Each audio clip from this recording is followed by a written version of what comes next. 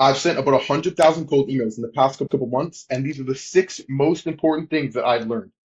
The first one is your leads. Your lead targeting and your lead quality is essential. A healthy man will never need medicine. If you're targeting someone in the Caribbean, they're never going to buy snow jackets and winter boots, right? They need, even if they're super interested in your offer, they need to be relevant to your offer. Also, you need to make sure that your lead quality is good. So you're not targeting unverified leads. Make sure you run them through Million Verifier. Those are targeting people who probably haven't worked with the company for like years, or random people that the offer is not relevant to. So make sure they're good quality and make sure that they're verified. You'll see this in your reply rate. If you have a low reply rate, probably because of bad leads or bad deliverability.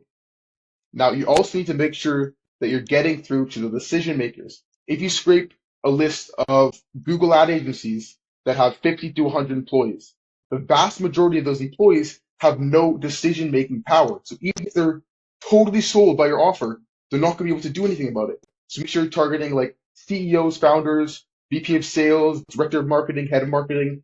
You can go into ChatGPT, you can ask it, this is my email, write a list of decision makers in whatever niche that I can target, and then you can take whatever list it puts and put that straight into Apollo for your list or wherever you get your list.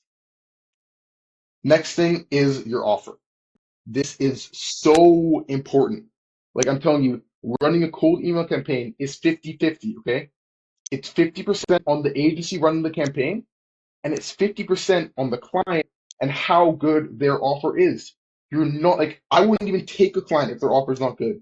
You cannot run a successful campaign unless your offer is actually valuable, right? If someone needs Google Ads and they need it badly, they're just going to Google Ad agency near me and they're going to get it done. It's mainly people that are on the fence, and you need to push them onto your side of the fence because your offer is so valuable. They'd be stupid if they say no.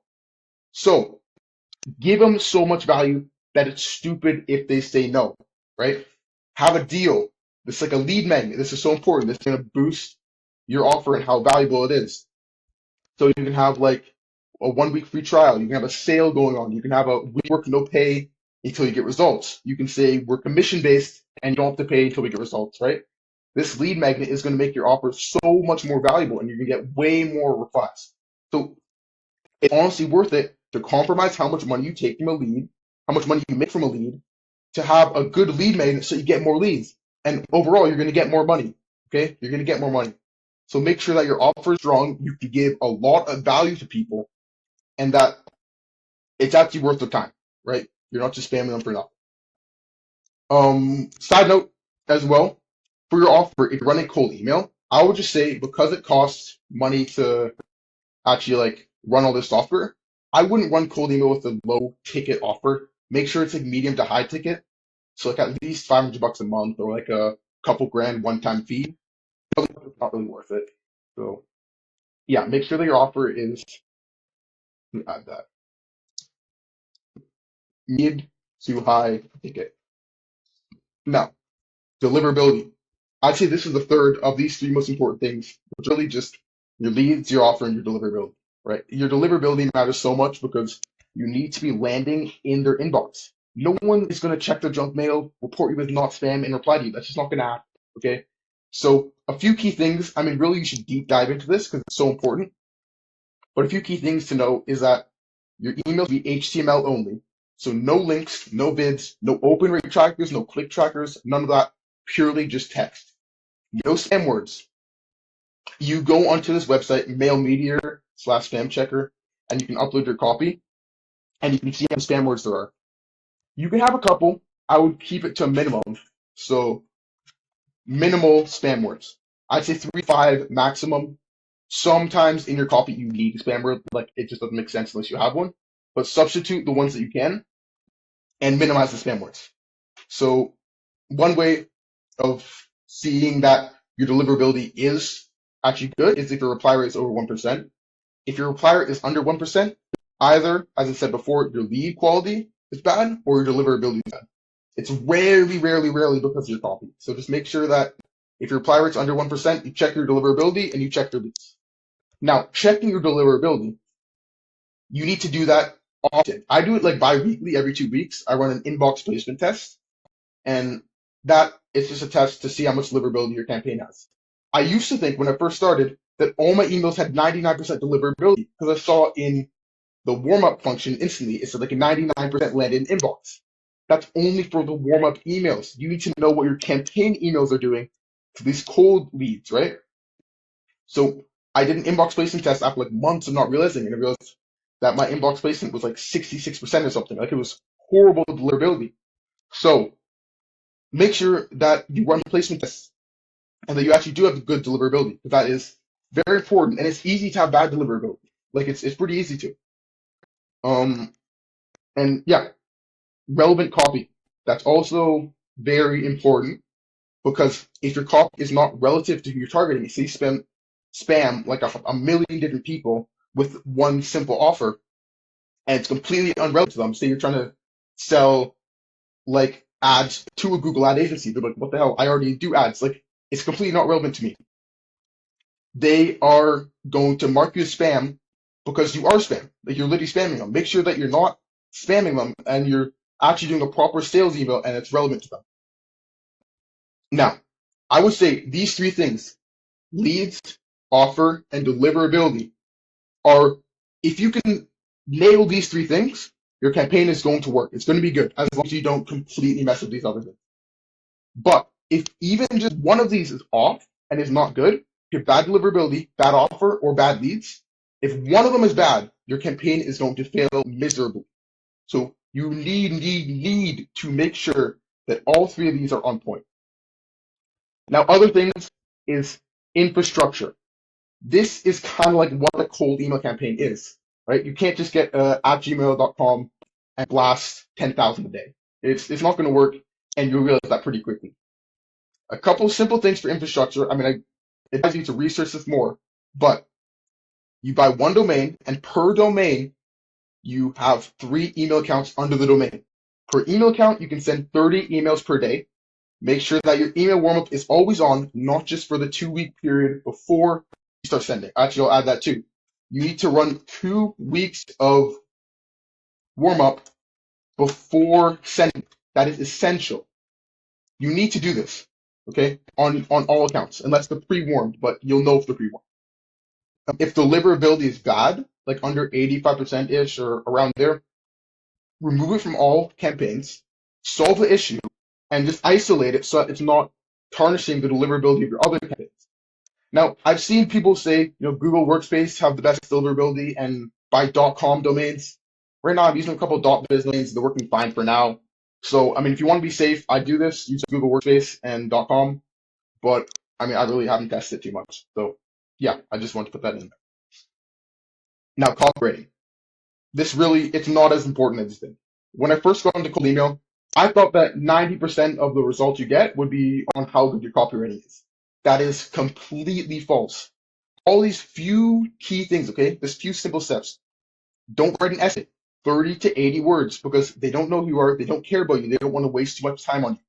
30 to 80 words, literally just format it, offer, CTA, signature, and you'll get good results, okay? As long as your 3 things, your deliverability, your leads, and your offer is good, it'll work. So I'm going to show you one of these campaigns I ran. The analytics, I got a 5% reply rate, and I got some good opportunities from it. Look at what I wrote. Hey, first name, don't know if you have the need for it, but I can land you 2 to 4 new clients a month using an AI automated system. Would that be worth a chat, right? And then I put a PS sign of my guarantee, right? My lead magnet kind of, like my deal. It is so simple. The second sequence, that was a bump, because you should always be doing 2 follow-ups. Initial and your 2 follow-ups. A second one that was just a bump. And then a third one, look how simple this is. Hey, first name. I can get you 3 to 5 new clients a month using an AI system. Would that be worth a chat? It is so simple, okay? And because my offer is strong, right? I'm using AI, which is all the rage these days. It's a buzzword. And I can actually get them good results. It is going to work, like as you see. And look, this is only off 1,000 leads. I got 5 opportunities. You can easily be sending 10,000 emails a day and get 50 opportunities a day. Maybe you book half of those. That's 25 calls a day. Like it's really You need to get it down. You need to get good results, and then you can sail. It's because it's also a volume game. But really, just get the core fundamentals, your leads, your offer, and your deliverability good, and you can scale from there, and you're going to get insane results. Like it's crazy how good this is. That's the wrong time. Okay, and the third thing that I want to show you guys is split testing. What's the order of importance for split testing?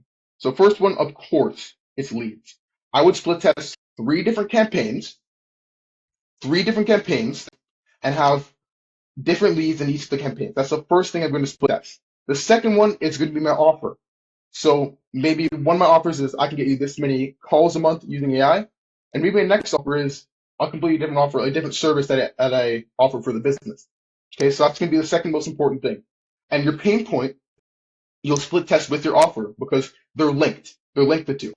I honestly don't use pain points because I find that they come up standing, right? And they're in the first line usually.